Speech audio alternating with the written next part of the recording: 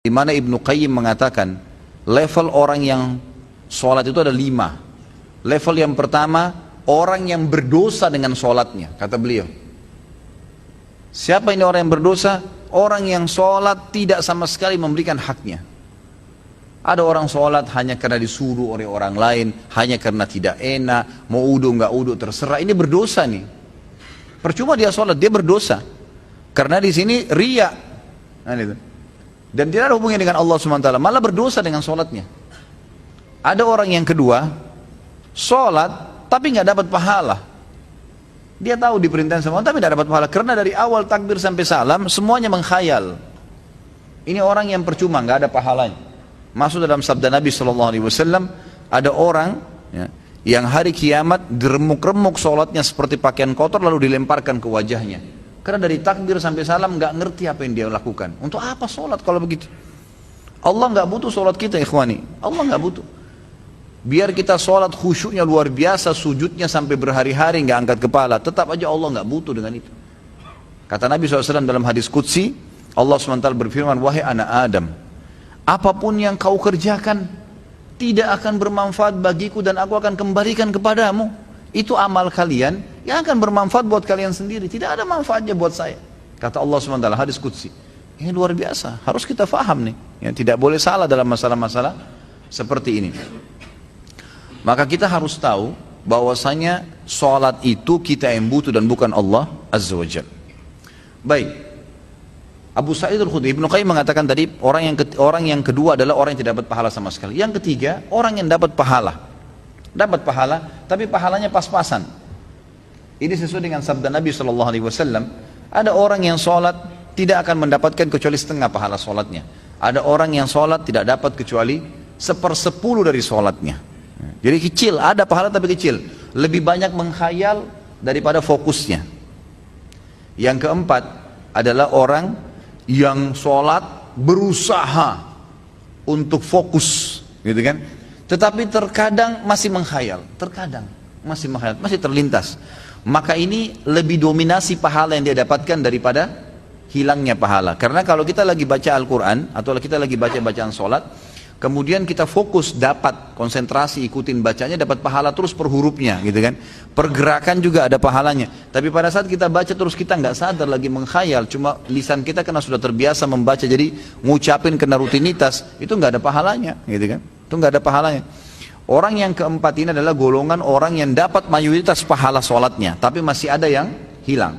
Bedanya tadi dengan orang yang ketiga, mayoritas pahalanya hilang, cuma sedikit yang dia dapatkan, gitu kan? Terbalik. Yang kelima, ini yang luar biasa. Orang yang sholat, semuanya dari takbir sampai salam fokus.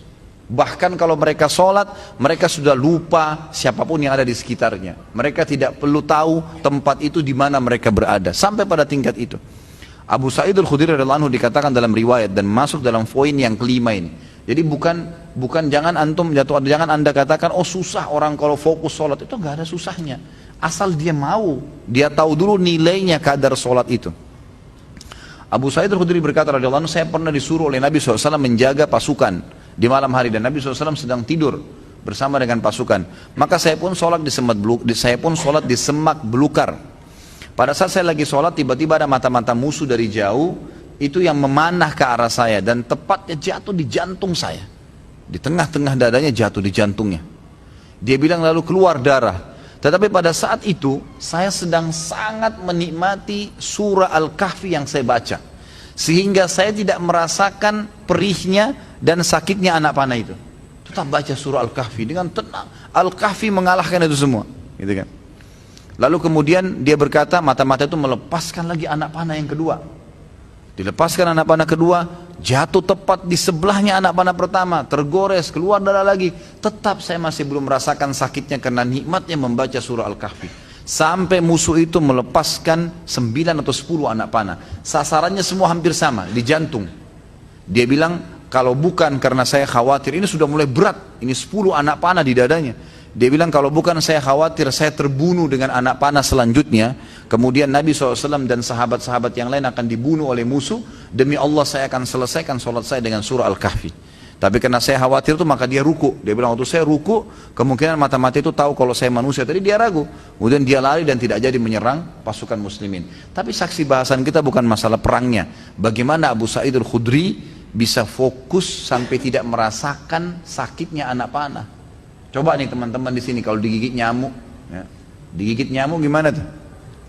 Jangan kan digigit, baru suaranya sudah buyar semua konsentrasinya, gitu kan? Seseorang di antara sahabat dan tabi'in dinukil dalam buku-buku tentang khusyuan sholat, kumbang datang menggigit, menyengat dahi mereka, berdarah, mereka nggak bergerak, seperti batang pohon yang kokoh. Luar biasa. Karena mereka tahu sama siapa mereka berhadapan, gitu kan? Dan memang ini sudah menjadi tradisi mereka ya. Bagaimana jikalau kita sholat tapi memikirkan level-level sholat seperti yang Pak Ustadz rincikan dengan pembahasan barusan, apa tetap dapat pahala? Level-level sholat apanya mesti dibayangkan? Enggak, fokus bacaan saja, enggak usah bayangkan yang lain.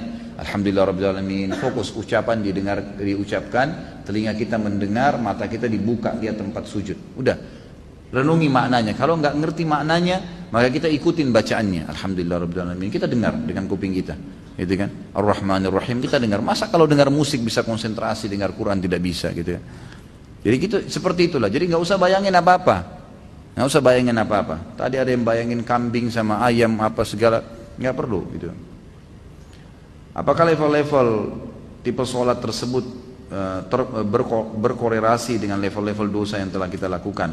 Dalam artian level 5 itu dosanya sedikit. Iya tentu saja. Karena itu memang ada hadis Nabi SAW. Ya.